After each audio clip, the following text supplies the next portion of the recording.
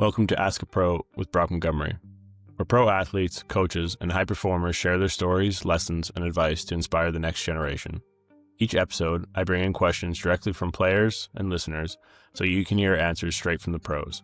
Follow me on Instagram at Brock Montgomery, where I'll post who I'm speaking with next and give you the chance to submit your own questions. On today's episode, we're speaking with undoubtedly one of the best goal scorers in the game. He's proven himself time and time again, and now has earned a spot on Team Canada for the upcoming Olympics. In this conversation, we talk about what it takes to consistently perform at the highest level, the mindset behind handling pressure, and the lessons he's learned on his journey to becoming one of hockey's elite. What's up, Monty? There he is. How we been? Good, Sam. How are you, buddy? Very good. Good. How's life over there? Oh, it's nice. I just got back in the Netherlands. I was my wife and I were kind of buzzing around the last couple of months, but it's nice. How's life for you in Vancouver right now? I'm in Vancouver right now, yeah. One more week and then head back down. Nice, just visiting with the family, or is that where you usually stay in the summer? Yeah. It's nice to get out of Florida. It's too hot. Yeah, I can imagine. Yeah. How was camp in Calgary? It was good. It was really busy, but it was good. It was just kind of knock out all the media and all the orientation stuff, so we can just plan and go in a couple months. Yeah. Hey, well, I don't want to take up too much of your time. I know you're a busy guy, but hey, thanks for doing this. So, as I kind of mentioned before, I run a hockey camp, hockey school over here in the Netherlands. So I try and expose the kids as much as I can to, professional, minds, professional inputs. Because like you and I were when we were younger, we always had like with the Western League. I mean, you with your father and whatnot. But over here, the kids don't really get exposed to a professional setting. So I try my best to. Even my trainings, run them as professional as possible, like kind of like had our trainings younger over there, but also get inputs from guys like yourself and be able to let the kids ask questions and stuff like that. So first off, I just want to say, man, congrats on the career so far. Like I have to laugh, like looking back in our conversation. I mean, you made a joke about it until next one. Like your career's just been on a rocket ship lately, and I think I've just been congratulating you one time after another. So it's been awesome to follow you, and I'm real happy to see your success. Appreciate it. It's been fun. Yeah, I can only imagine. What for you? What has it been like? I mean, going from a young guy winning the Stanley Cup, like walk me through that. Your first time winning the Stanley Cup, but then to be able to do it a second time back to back. Yeah, I mean, first time, you saw it, right? We were up 3-0 and then took 4 games to close it. I mean, the nerves were real. You think you have it in the bag and until you don't, and then you got a team that's playing with no fear and nothing to lose. It's a tough scenario to be in. So I mean, that game 7 on the first round was probably the least pressure we had felt. It was like, Jesus, finally, like there's an end to this thing, whether we win or lose. Just that 2 weeks was just so mentally draining. The families were exhausted. I mean, going back and forth, that flight added to it. I mean, it was 6-7 hours of flight back and forth. So it was almost relief that you got one. And then I think that made it this past year so much easier while we were going through playoffs. But, this one in a lot of ways was harder. And, because you go through the grind of the season, you're exhausted after a few cup runs. And you kind of have that in the back of your head. Do you have what it takes to, do you have the drive to do it again? And you're you don't know how you're going to feel when you actually get there. So once the playoffs started, and you get over the first round, then it's, the drive's there. You have no issue with that. Yeah. But so it almost was harder at times mentally. So I think the second one we enjoyed much more, just because you don't know, you appreciate it that much more, and you don't know if you'll ever have that opportunity again. So we definitely had a little bit more fun after this go around. Oh, I could see that. It looked like a great time. Absolutely. You guys were buzzing. It was awesome. I loved it. No, that's cool. I was chatting with Auber yesterday. Mm-hmm. I was asking about you as, kind of just, talking about player success and the way players play the game, and obviously you're kind of a thorn in his side probably at the moment. But he had nothing but good things to say about you. But how was it? I mean, playing against an old coach like that, was it fun? Kind of a bit of a excitement there, just because the coach and you're a little bit a little bit more of exciting just because the. Yeah, absolutely. I mean, there's few coaches now when you play this long, like, that you aren't familiar with, right? Whether it's a Hockey Canada event, World Championships, World Junior, whatever it is. But there's not many you get, like, I knew at that age, right?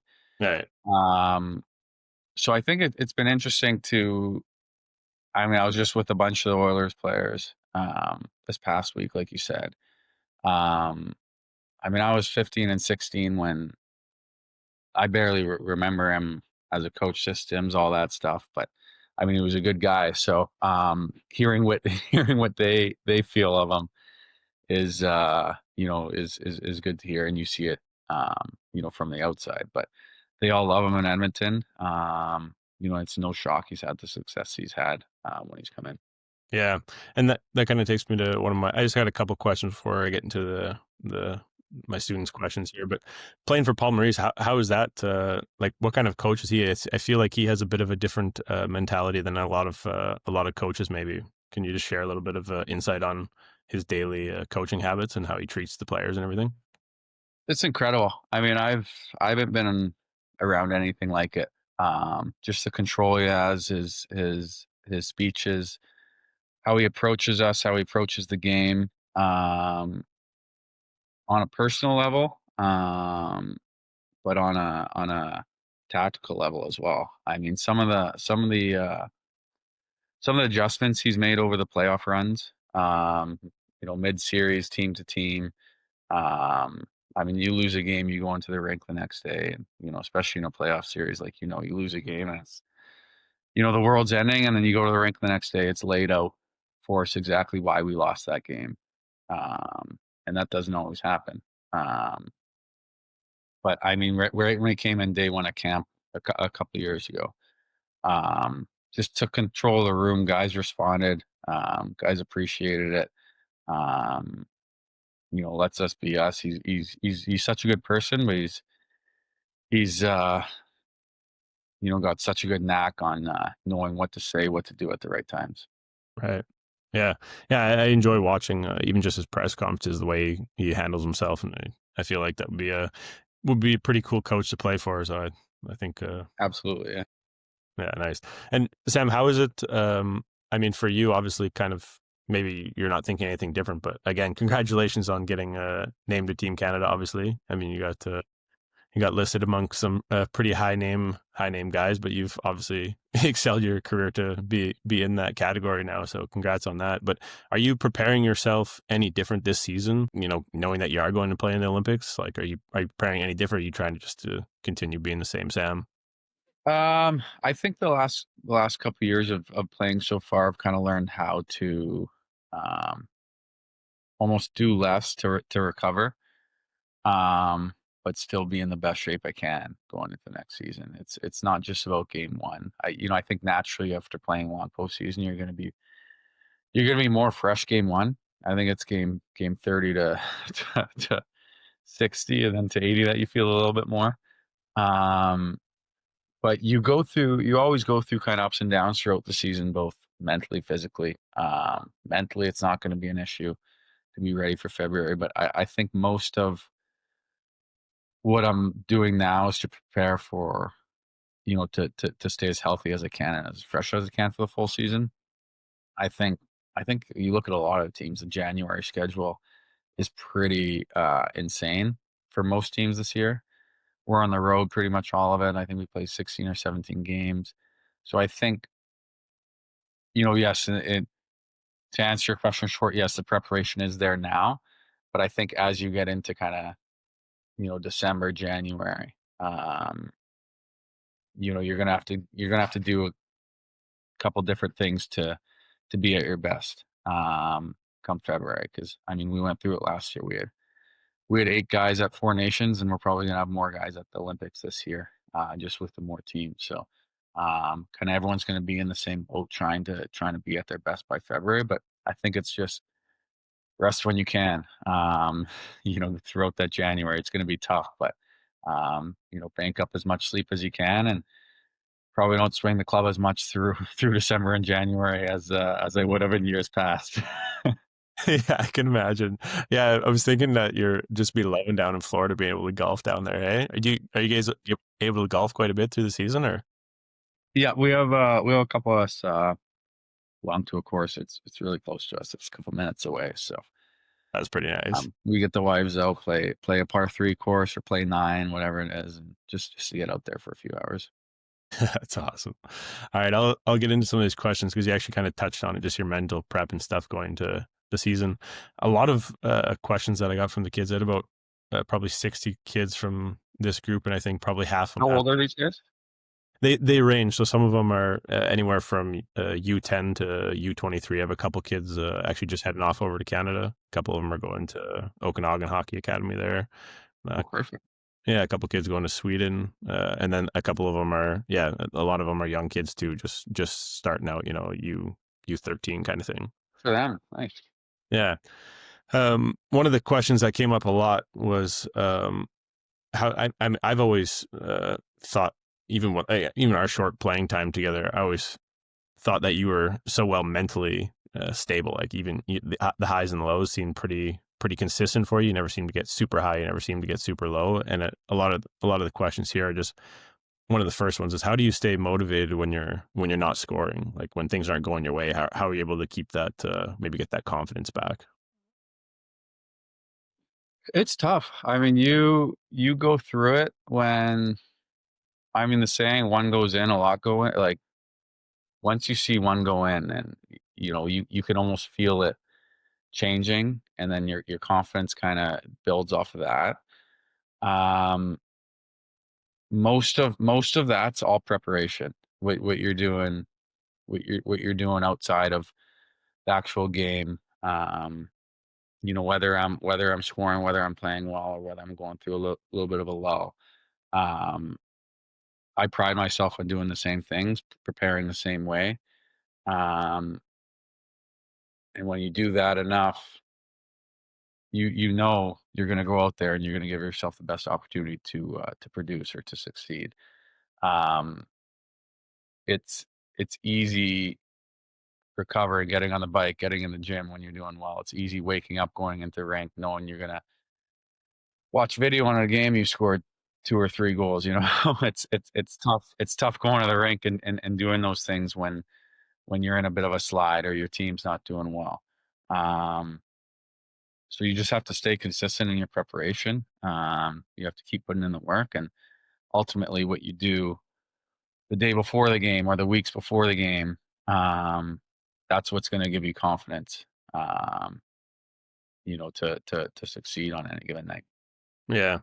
Yeah, I've always, and even when I watch you, you seem just so, I mean, you get fired up obviously when you score, but like you're not, you seem so yeah, just consistent with your emotions. I think, I don't know, would you say that's kind of one of the key things to be able to keep your emotions in check as well, even when you're going likewise when you're riding that high and you're scoring every game, but also when you're low, not getting too low, trying to find that balance. I think so. A lot of Canadians are like that just in general, right? That's just Yeah. kinda how we were raised. That's just who we are. So I think it's all the person. That's seems to be what works for me.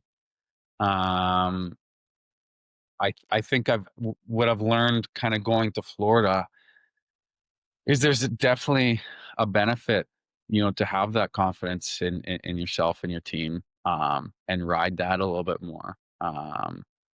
You certainly don't overextend that into the ego part of it, but to have that self belief, to have that confidence, to be around some of the best players in the world, you almost use that to your advantage. Because confidence is a big thing out there. And I've probably learned how to use that a little bit more.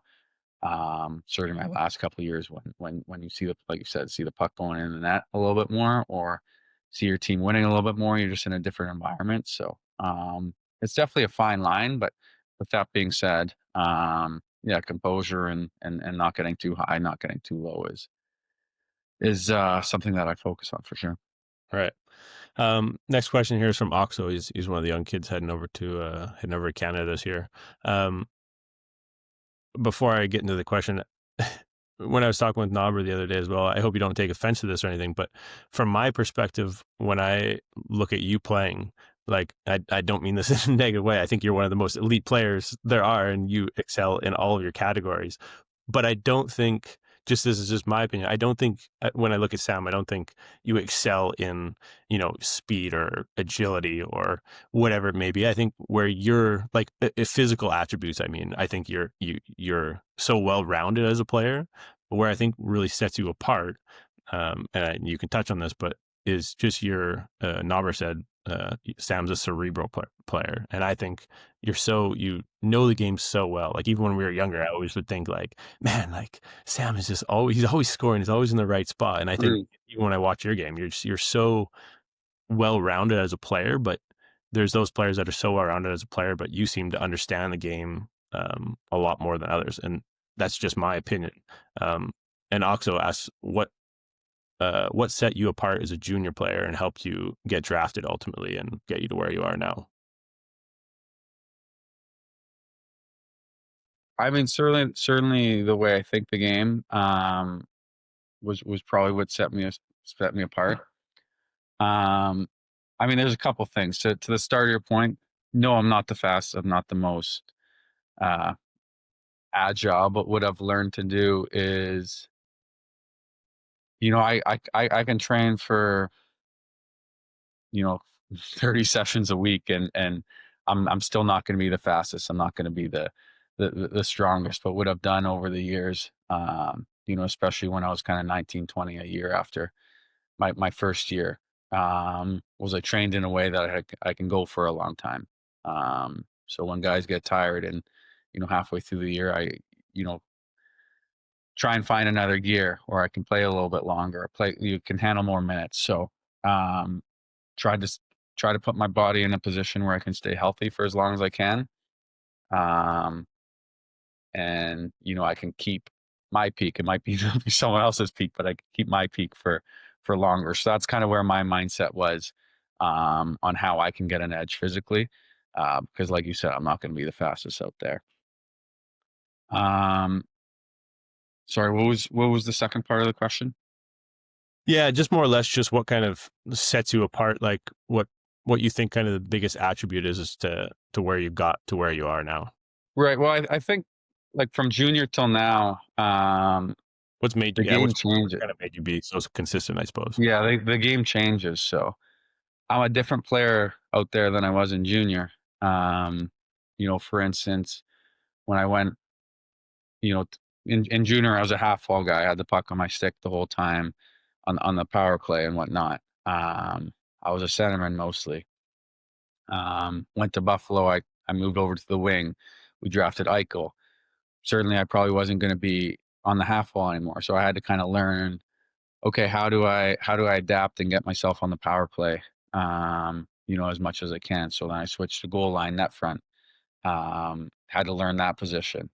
Kind of taught myself how to succeed there in front of the net, and not being the fastest, it was almost an easier position to be. I mean, I always think the puck's going to be there eventually. You may as well go to where it's going.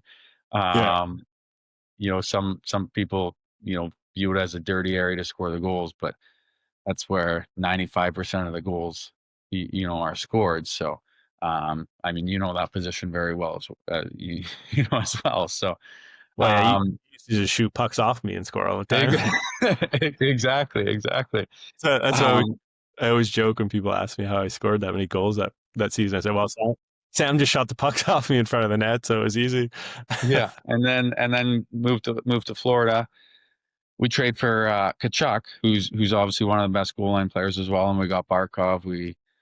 Um, I had never really played the middle before, so I mean, I think it took half a year, and the middleman on the power play is probably the most uncomfortable position for people to jump into.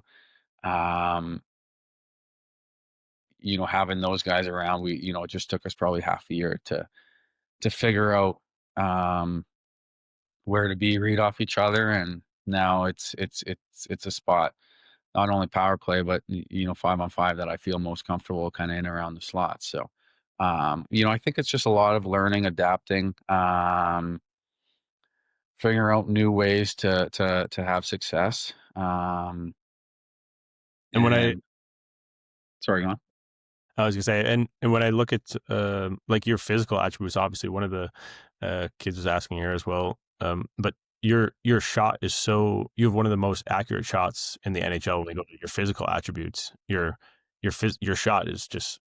I always revert back to when I'm talking with kids about shooting because everyone's always looking at different players. But I think you have such a unique shot. I don't know. I feel like maybe you disagree, but you kind of shoot off your hip, and you have such a deceptive shot and such an accurate shot. Like again, I don't think that you have the hardest shot in the league, but you have the most accurate shot, which is obviously shows in your scoring Hmm. ability.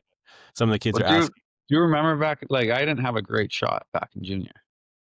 yeah, Like, it wasn't heavy. It just wasn't a strong part of my game.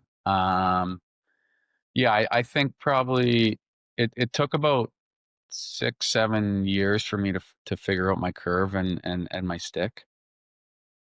So I went down to a 75 flex, more of a toe curve. Um, a lot of guys work with Adam Oates over here. I worked with him for a couple years. I haven't since I've been in Florida, but he's probably a big reason, uh, why my shot got better.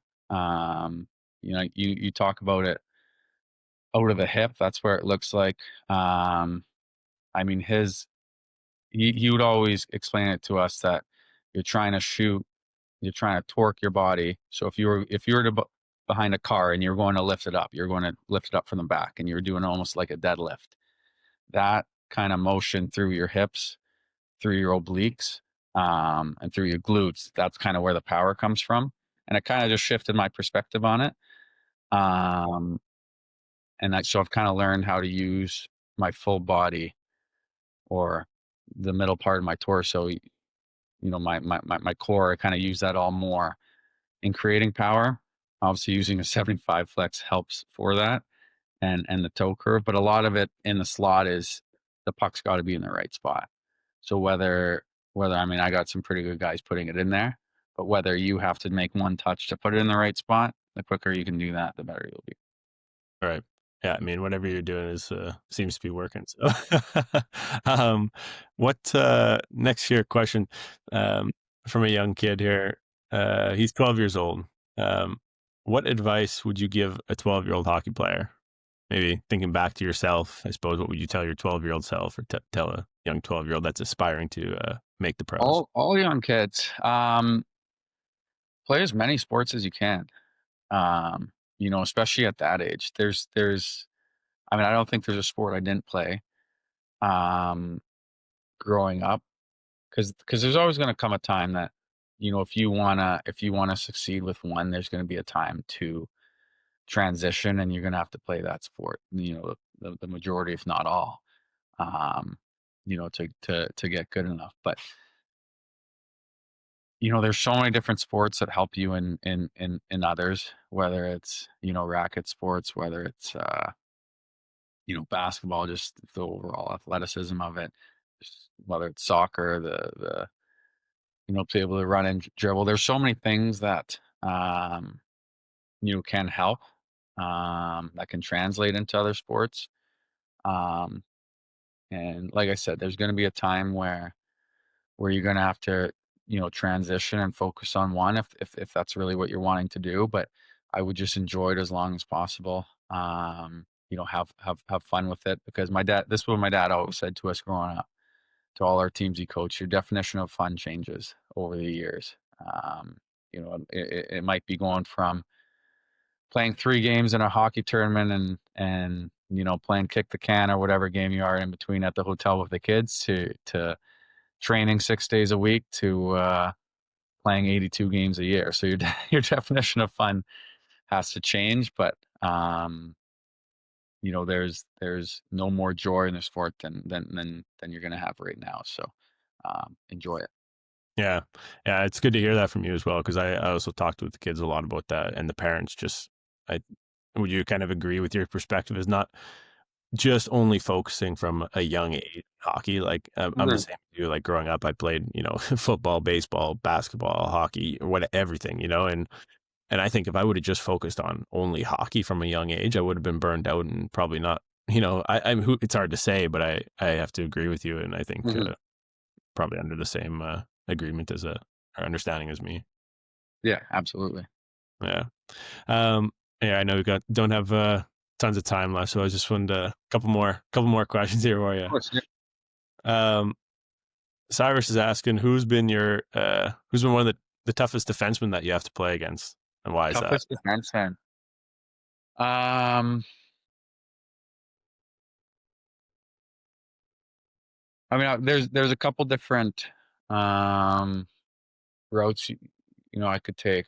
I mean, Hedman's always uh, been tough to play against. Just his size, his strength. We obviously see him a lot in Tampa. I think the last couple of years, it's almost tougher defending. Um, I mean, a Makar or a Hughes. Just so dynamic coming out of their end, so hard to contain. Um, so I mean, those two guys, especially right now, are probably at the top end of it. Um, but they're more defending in different ways. So you're looking at those guys, you're almost trying to defend them. Right. Um, Yeah. but I mean, like a Slavin or someone like that is they're doing more of the defending against you, and making it difficult on you in Right. different ways. Yeah, okay. I actually have a question on that, my own question.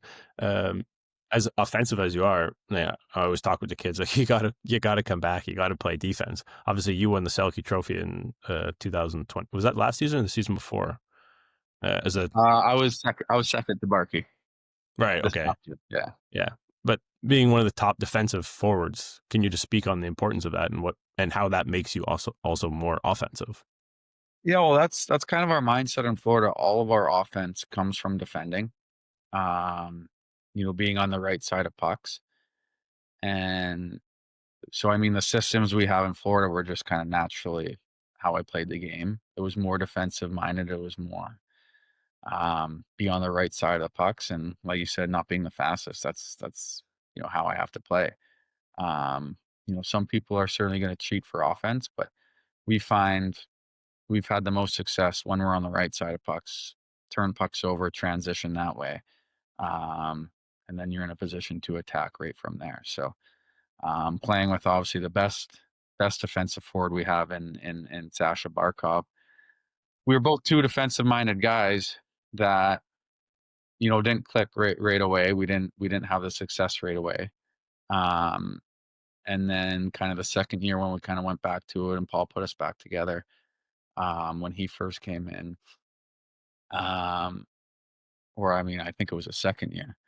Um, so our third year together, we were paired back together again, and we had almost learned that okay, we can't both be so defensive all the time. We're gonna have to take our turns to push the place, to create offense. So I think having that on your line, um, is you know a necessity to have success. But at the same time, we can't both be so defensive minded all the time. Right. Yeah, understandable. Um, Jan wants to know who has been one of the best players you've played against, and what did that teach you? What did they help you with your career or in your career? Played against, Played against or played with, and how did they help you? I think, I mean, McDavid is just simply the best player in the world. Um, there's not much of his skill set that's going to help me gonna help me out there. Just I mean, I'm not gonna compare with it. Um, Barkov, obviously, you've learned so much from him, how he approaches, a day to day. Um, I think there's a lot of the top guys that you see around the league. I'm gonna say McKinnon, Kucherov, McDavid. The one thing I've learned from those guys is just the mindset to keep going for the next one, to keep producing, to not being satisfied with, you know, you're halfway through the game and you have 1-1 that night to to be satisfied with it. They're just so hungry for that next one, and you know, you I've always been competitive, but you know, I've kind of learned from the level they have. They're trying to score every shift. They're trying to produce every shift. They're trying to get on the score sheet. They're trying to win. So I think that's certainly the last 5-6 years. My mindset, my mentality has changed on the ice, and that competitive level has just gone up and up Right. from watching these top guys. Yeah, that's interesting you say that because just speaking with Chris, one of the things he said is the elite players such as yourself don't always get that credit for how tenacious they are and how hardworking Mhm. they are. A lot of that credit always is going to the fighters, the hitters, the grinders, and stuff like that. They're always working so hard, but it's guys like yourself and McKinnon, McDavid, and Point like that aren't really getting always the recognition that hey, these guys are just because they're so good, like they're also working their ass off every game. You guys are Exactly, exactly, yeah. you guys are battling, if harder, if not harder. Sometimes it maybe just looks easy. You guys just make the game look so easy. So Just in I think different ways, yeah. yeah, so I think maybe for young kids, it's also important to know that, like, hey, these top guys, it doesn't, the game is looking easy to them, but they're also the hardest Absolutely. players on the ice. So It's a lot of the tough guys that are leading the way off the ice too, right? They're the hardest workers, not only on the ice, but off the ice, and I mean, there's a reason why they're where they're at. So, um, yeah, exactly. Yeah. Yeah. Last two questions here, Simon. yep, no Last worries. one's an easy one. Why Brody wants to know, why do you wear number 13? Why do I wear number 13? I was 23 my whole career. My dad wore 23, so I'd always worn it. Went to Florida. Verhage was in 23, and it was I'd always liked 13. I'd never really thought about being a different number, but it was one that was open. And so I'd always liked 13. Just thought it was a new chapter, and was kind of excited about getting in it, and certainly love it now. Yeah, what did you wear? Sorry, what did you wear when you were 23 in Buffalo also? in Buffalo also. Yeah, Oh, okay. Also kind of a fresh start when you went over to Florida. exactly, yeah. So I thought it was fitting. So Yeah, nice. Um Birdie wants to know if you could change one rule in hockey, what would it be? one rule in hockey. Yeah, I read that one too, and I was kind of like, I don't even know what I would I could change. change one rule. It would be the 4-minute high sticking. Um, wet for drawing blood.